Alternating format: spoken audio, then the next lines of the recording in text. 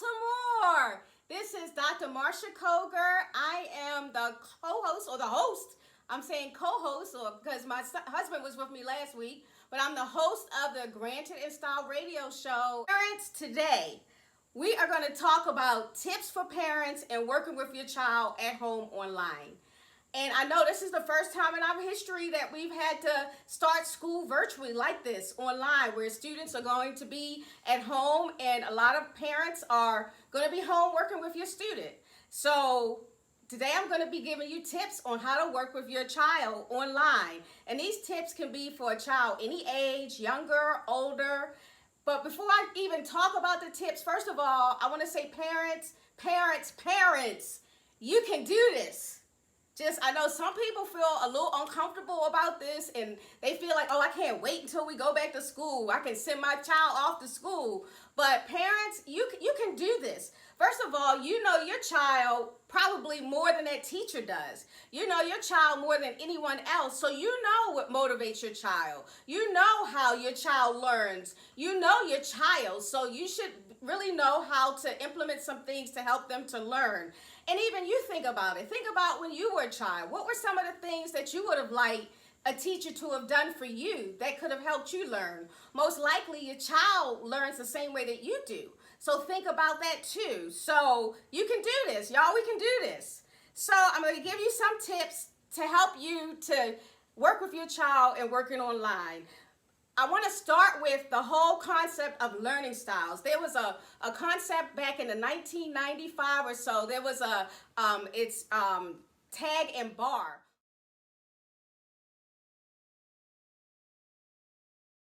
Who came up with this whole concept of, instead of talking about teaching, we go from teaching to learning. So I want you to really think about learning. The bottom line is that your child learns, not necessarily that they're being taught and you're teaching them or the teacher is teaching, but the child is learning. So I want you to really think about and hone in on learning. So the bottom line is always to what types of strategies can you put in place so that your child can learn, bottom line. So the main thing to think about too are the learning styles of your child. There are three basic learning styles that how adults as well as children learn. One style is called kinesthetic learner. Are you a kinesthetic learner? That's a person who likes to learn by manipulating things, objects, who has to practice it. And adults, I know adults and children are listening. We're talking about children, but this can help you as an adult as well. So just, when you have to maybe practice something, if you watch YouTube videos, you might see somebody learn how to paint. Instead of watching the YouTube videos, you might have to try to painting yourself. So most likely that's a kinesthetic learner, that you have to do things with your hands. So, sometimes if your child's very active and wants to walk around, so maybe if a child's a kinesthetic learner, if you're learning math, instead of maybe having it on the board, 1 + 1, you might have objects that child works with. So it's 1 + 1, and that equals 2, and you might have to have objects. And you all, I'm gonna try to go slow with these topics too, that I get so excited about this, and I always feel like I have so much to share. So my husband just put up a sign that said go slow, slow down. So I'm slowing down. So 3 learning styles. One is kinesthetic. Again, that's a person who likes manipulatives, likes to work with their hands. A second one is visual. That's a visual learner, a person who needs to see it, a person who might need to see it written on a board. I know I'm a visual learner. I need to see it, and that's how I comprehend. That's how I remember things. Just a little example for me, if I go to a cocktail party, and it's important for me to have on a name tag. Because you might tell me your name, but if I see your name tag with your name on it, I'll remember who you are from that name tag because I'm a visual learner. The third one is an auditory learner. That's a person who needs to hear it. That's the teacher who can stand up in the front of the classroom and teach. And you can write it down and you'll remember by what you hear. A person who a conversation on the phone, they can remember by hearing it. So the 3 styles are kinesthetic, auditory, and visual.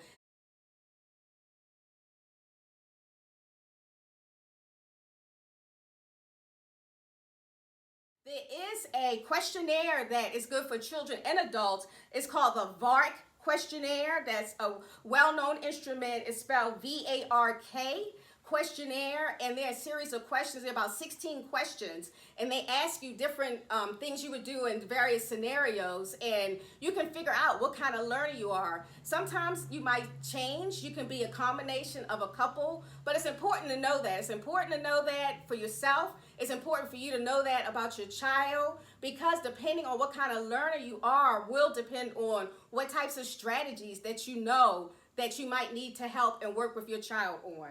So I wanted to start off with that. So, okay, here are some tips for you. Again, that would be the main. Find out what kind of learner you are, as well as what kind of learner your child is. Take that Vark questionnaire if you don't know what kind of learner you are. It's really important too to start off with an objective that you have an objective for your day. And most teachers too, when you teach, as you know, I teach college now, I've taught in high school. And a teacher usually starts off with an objective. What's the objective that you want to learn for that day? So I think it's really important for you as the parent that you think about your objective for that day, for each day. And also too, the objective for your child's learning.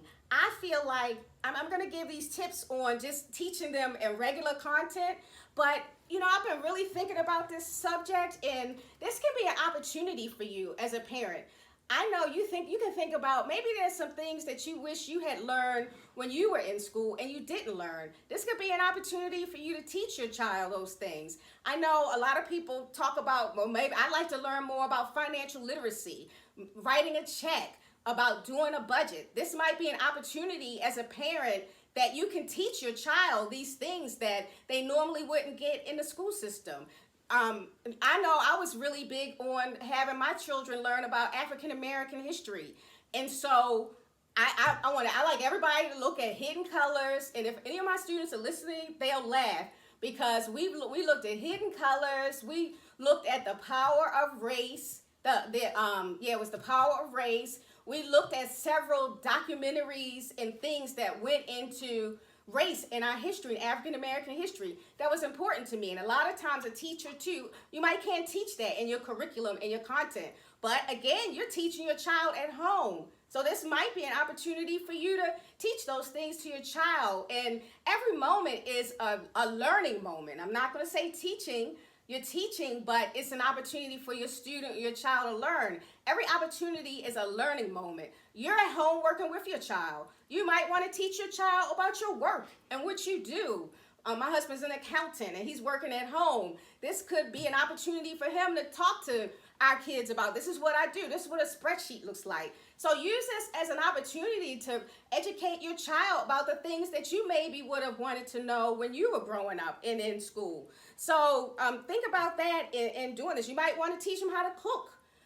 Right now, home economics, students aren't getting that anymore. So that might be an opportunity, home economics. You might be a person you like working on cars. So that might be a lesson for you. You go out with your student and you work on cars. There are all kinds of resources too to help you with those kind of things. There's Google and YouTube. You can learn just about anything from Googling or from going to YouTube. So use this as an opportunity. Just, relax about it, that you can do this. So, and you don't have to necessarily be teacher trained or know certain things where you can't teach your child, because you can teach your child. So again, make some plans. What's the objective? I would say daily objective, as well as if you have some objectives for your child in terms of what you would like for them to learn. Another idea is to set up a room in your house, especially with younger kids, since they're not going to be going into a classroom.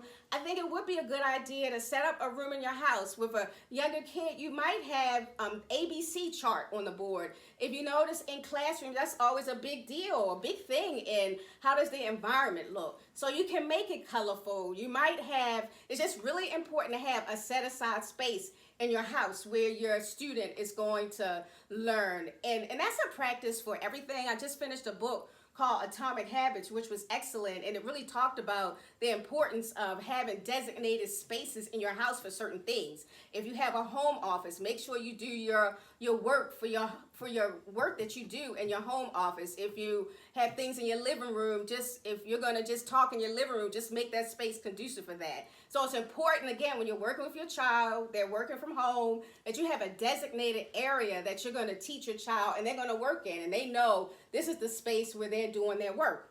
So set up a room in your house, and that creates boundaries as well for that. It's important too that, again, no matter what age that you set a schedule, most likely the student will have a schedule, because there will be a schedule with classes depending on how the school is doing it. If they have the 50-minute blocks, if they still have that time for recess, well, not necessarily recess, but lunch. They might have time for lunch. So make sure you have a schedule. It might be a designated schedule that's set up by the school. If not, then make sure you create a schedule for your student and for you during the day, that child knows exactly what's going to happen, what time every single day. And I think it's important that even before you start the schedule each day, you take a few minutes to talk about what this is what we're going to do for the day, to talk about that day. And so that's almost like when a student has homeroom. Usually in homeroom, that's the time when their announcements and different things are talked about. So you can talk about the expectations for that day, and then you can go into the schedule. So set up a schedule, and then I would talk about the expectations for the day. I would do that each day, every morning. And just in teaching your child or working with your child, help them as much as you can, but at the same time, let them explore. If they're working on a problem and they're having some issues with the problem, don't always be so quick to answer them and give them the answer. Give them some time to explore. And sometimes, too, give them some time to get it wrong and then get it right. I know one of the things, and I know as adults, too, a lot of times we want things to be perfect and we want it to be right and we want to get the highest grade on a test. But on the other hand, when you make mistakes, that's when you learn. I've had students that maybe didn't get a good grade the first time, but then they took it again and they got the better grade. So that's how you learn. How are you going to learn if you don't allow a student or a child to really make some mistakes and to be able to explore? So let them explore. Another way that's really good for learning is to be repetitive, to just be repetitive. And I'm laughing at that because some people say I do repeat things over and over again. And there's a statistic that says that if you teach somebody something 7 times, that is when they get it by saying it. So I do say things over and over again. Sometimes I'll give different scenarios because I want the student to really get it and understand it. And sometimes people don't understand it being presented a certain way. So it's okay to be repetitive, to repeat things. It's okay too. Sometimes I know I've done things where maybe you might be teaching ABCs. There's an ABC song that is really creative. Again, there are all kinds of resources online. So it's okay that you're repetitive and that you repeat things. You could maybe make up a song and have them repeat it. So repetitive is a good way for a child to remember things. Maybe another thing with repetitive is reading aloud. I know just even throughout the doctoral studies that sometimes when you're reading, you might be reading something difficult. You might be reading a difficult book. It's okay to read aloud, to have the student read aloud and to keep reading and read aloud. Sometimes the reading aloud can help you with comprehension. In particular, too, if you're writing something, it's sometimes good to read it out loud to yourself, to go back and read it aloud. Another thing that's really important is doing this. We have so many things that are happening right now, and just so many issues and things that really be aware of the stress of a child. I know that we going through ups and downs as adults. Can you imagine what our children are going through? So I think it's really important to give them an opportunity to express how they're feeling during this time, how they're processing things. So I like to, when I was teaching my classes, sometimes I would, before class would start, my one class was in the morning before classes, well, it was a class, but it was the first class of the day, I would ask them. I remember it was something that had, was it Nipsey or somebody had passed away. And so I had a whole lesson in a class where I asked them, how do you feel about that? How have you processed that? So I think, especially since you're going to be home with your child, give them an opportunity to talk about how they're feeling about things and how they're processing these things. Because sometimes if you don't give a child an opportunity to let out how they're feeling, it's going to be hard for them to learn and hard for them to move forward. So it's really important to have them get that out and to be realistic about if they're experiencing any kind of stress. And I'm always reminded of, too, Maslow's hierarchy of needs. And with that, there's a basic need there. And one is hunger, food, just basic things. Again, if a child is hungry, it's hard for them to learn. If they're sleepy, it's hard for them to learn. I know, again, when I used to teach my students, I would let them eat breakfast. We started school very early in the morning, and a lot of them would run out of the house and not have food and eat. So I gave them an opportunity during my class to eat breakfast because they couldn't focus. They were hungry. So it's important that we, again, allow them to be able to express themselves and how they feel and take care of some basic needs. So again, I want to encourage you to, again, you can do this and see this as an opportunity for you to work with your child and be with your child. And then on a positive, I've been thinking about this again. There might be some students who have all kinds of social pressures. When you get to a certain age, you might go to school and you feel uncomfortable making friends. You feel maybe you're a child that gets picked on. So that child feels uncomfortable going to school. This might be an opportunity and a time for that child to excel academically, because all they'll have to worry about is, they're not going to have to worry about the kids picking on them. That all they'll have to worry about is doing their homework and doing their work. And along with the schedule too, again, think about opportunities where you can really work and teach your child even outside of the home. There's a saying that I always say, I teach to the aha. So you teach to the aha, which aha is the aha moment. That's that moment where that student, that light bulb has gone off and they get it, like aha. So you teach to the aha. So there might be some things outside of the home that you can do to teach to the aha. Say, for instance, if a child might be doing a whole lesson on food and the food groups. So maybe take your child with you grocery shopping. When you grocery shop, you could maybe use that as an opportunity to reinforce that lesson, that you might talk about, okay, meats. You buy some meats. What food group does this belong to? You buy an orange. What food group does this belong to? So again, every moment can be a teaching moment or a learning moment for your child. So don't limit yourself to just those academic experiences, and it might be some things you can do outside of the home to reinforce what's being taught in the classroom. I wanted to provide you with some resources. The other thing is, maybe you could buddy up with another parent for learning, that you're next to a neighbor, or maybe there's a parent that might have to work, that child might need to come to your house and you can work with that child. So this is a time too to do some collaboration with another parent. So we're just going to have to be creative with this, and we've never experienced this before, but the creativity can work, and we don't have to do things like we normally have done things. This is a time for us to be creative, to do a major overhaul. I know I've been thinking about just the whole school schedule. I know we go to school 9 months out of the year. That was based on the agrarian system, which is an older system.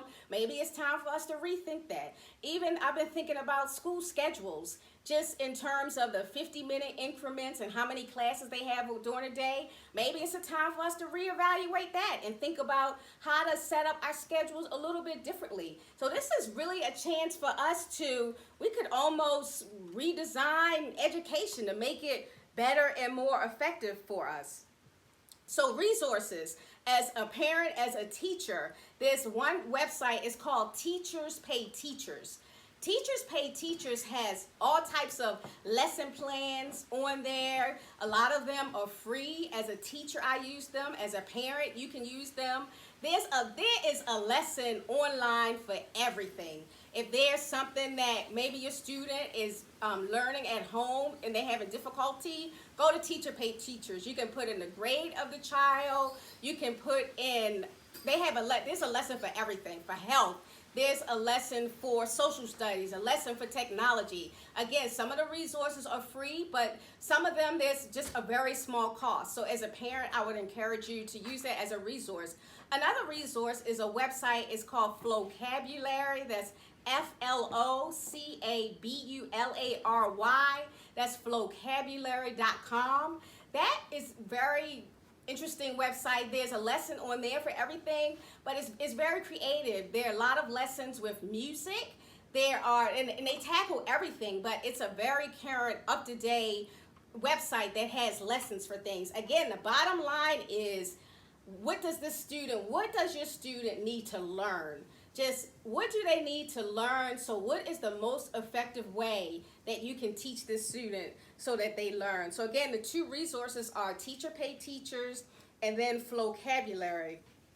I want to end with, there's a whole, well, not necessarily end with, there's a whole lesson, there's a whole thought process. It's called BrainBased Learning, and it's based on a theory by, her name is Rita Smilkstein, and she wrote a book. It's called We're Born to Learn, and it's a whole process, a mindset of knowing our brains and knowing how we learn, and then making sure you incorporate certain strategies and certain things so that, again, the student, your child will learn. So one thing that is very important, and I don't want to get too deep into it, and actually I'm working on a book, so when my book is out, I'll have the rest of it in there, but I'll tell you a little bit about this brain-based learning, because this is a technique that I employ and use in everything that I teach. The first thing for anything is, if you're learning in particular a new topic, you need to connect it to something that that person already knows. And the whole concept of brain-based learning is in terms of how our brain works, and this has to do with learning. And I always use the example, I feel like as a teacher and now as a parent, you should really understand the brain and how the brain works, because that's how you're going to help and make sure that your child learns. So basically with learning, there are synapses and dendrites. And the dendrites are what connects learning to something else to something else. In order to have the synapses, and you can look this up, I wish I could visually show you, but look this up, the dendrites and synapses and brain-based learning. But in order to learn a new topic and a new subject, you have to make sure you grow a dendrite for it. So the only way to grow a dendrite for something new that your student, your child is learning, is you have to connect it to the synapses, which means you have to connect it to something that something that your student already, your child already knows. So I know if you think about it too, in your own learning, there might be some gaps, some things that you felt like you didn't learn, and it's basically because you didn't grow a dendrite for that. So you need to grow a dendrite for new learning. So it's important. I usually do this on my first day of teaching. I teach a fundraising and grant writing class that's going to start next week. And on my first day of teaching, I do an exercise where I have the students think about their own fundraising experiences, because I want to start growing a dendrite for that discipline, for that concept. So, and you have to do it immediately. You can't do it if, let's say, for instance, your child might be learning multiplication.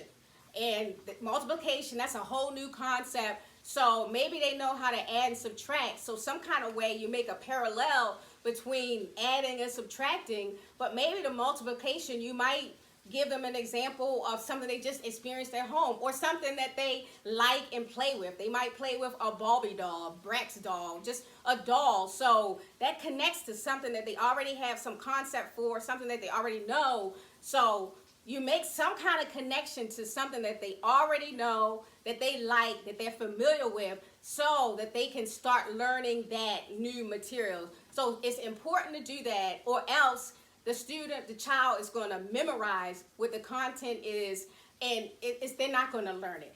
So again, when you're teaching for the first time, and I do this in conversations when I'm talking to people, my husband, he was the one talking about sports. So if I want to talk to him about something, maybe introduce a new topic that we're talking about, or teach him about something that I know about.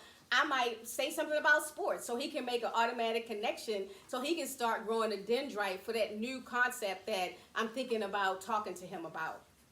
So think about that too in your teaching and as your student or your child is learning. And it's called brain-based learning. Other things with that, there's a whole concept it's called the natural human learning process, that everyone has a natural way that they learn, even a student that might be considered special education. And in this book, We're Born to Learn, she talks about that. She doesn't feel like students that are special ed, they have a deficiency. They basically have a different way that they learn. So it's important for you as a parent, as a teacher, that you figure out that students' natural human learning process. And one other thing with that is emotion. This all goes along with the brain-based learning. A child knows when you care about a child, when you care, you're concerned, you're nice to them, that is connected with learning. So it's important that you are nurturing with that child. That's connected to learning. The more you care, the more nurturing you are in the environment, that helps a child learn content. So those are just some tips. Again, I want you this week to think about, I want you to make a list of those things that you want your child to learn during this time. If it's financial, you want them to learn how to write a check. You want them to learn how to do a budget. You want them to learn how to cook. I want you this week, make a list of those goals that you have that you want to teach your child. I want them to learn African American history. So you make that list of those goals that you want to have your child achieve that maybe you never thought about.